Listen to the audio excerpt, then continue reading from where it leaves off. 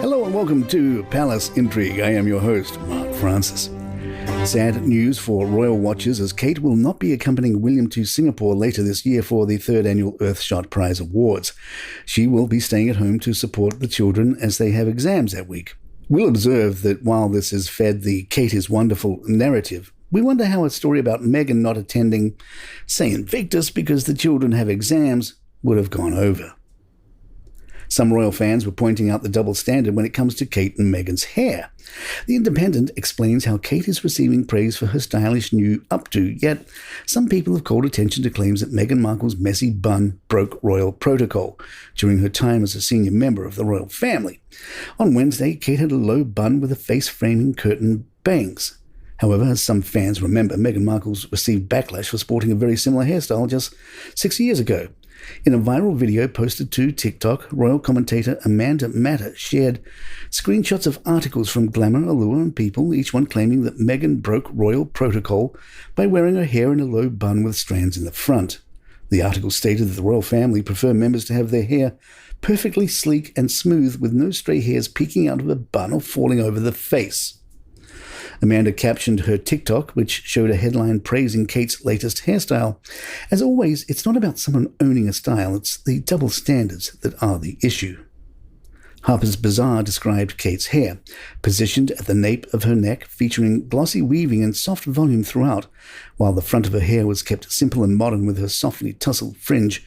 Indeed, it was the perfect style to properly showcase her new cut, a fringe that elegantly frames her face without appearing blunt. William and Kate met with Apple CEO Tim Cook, who tweeted about the event. It was a true honour to meet with the Prince and Princess of Wales. We had a wonderful and wide-ranging discussion about the environment, mental health, and other issues that mean a great deal to all of us. Hello magazine tells us photos show Cook in one of the castle's opulent rooms, with William dressed in a navy suit with a pale blue shirt, while Kate donned a business casual look with a pinstriped pantsuit from Holland Cooper and a camel roll neck. In a photo of Cook and William together, bags with the Apple logo can be seen on the coffee table in the background. However, protocol dictates that members of the royal family cannot accept formal gifts.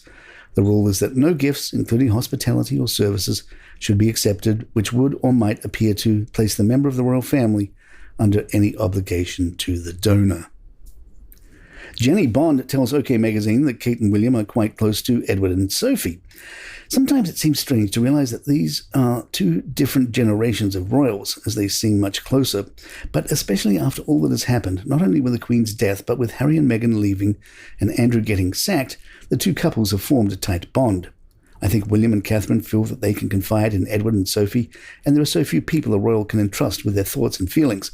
Both Sophie and Catherine have a common touch, perhaps because they lived normal lives before marrying.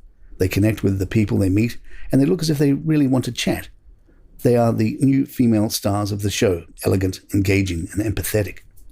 Sophie, in particular, is a wonderfully empathetic woman. The late Queen regarded her as another daughter, and apart from one unfortunate scam where she was tricked by a News of the World reporter, Sophie has never put a foot wrong. And because the age gap is not very great, she is a brilliant bridge between the generations.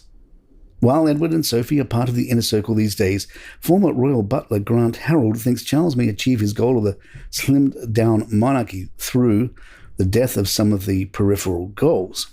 Harold told Slinger, "If you looked in the Queen's time, it looked like Piccadilly Circus. If you look at it now, it looks like something after Armageddon. It's completely different. He has very carefully and dignifiedly slimmed down the monarchy to what he classifies as the core family, and that will only get smaller as sadly his royal cousins die off. They won't pick people to step in. I think it will become a slimmed-down monarchy as he has always wanted." Mike Tyndall told a new documentary Grand Slammers, "Everyone thinks that just by marrying Zara that it means it's all fine and dandy, but that doesn't stop the fact that you need a job. And it's not that easy, You get quite institutionalized into rugby, it's a way of life, and you leave the game and that's not there.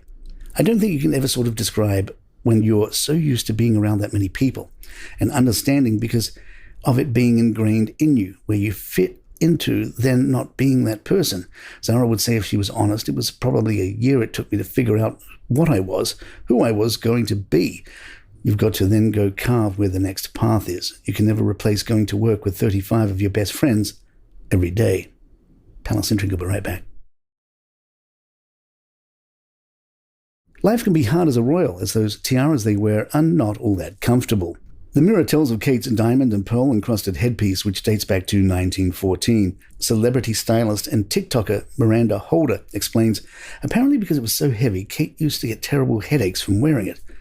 Kate also had wardrobe struggles recently when visiting Leeds. As Kate got out of her car, one of her trouser legs had become stuck inside her shoes.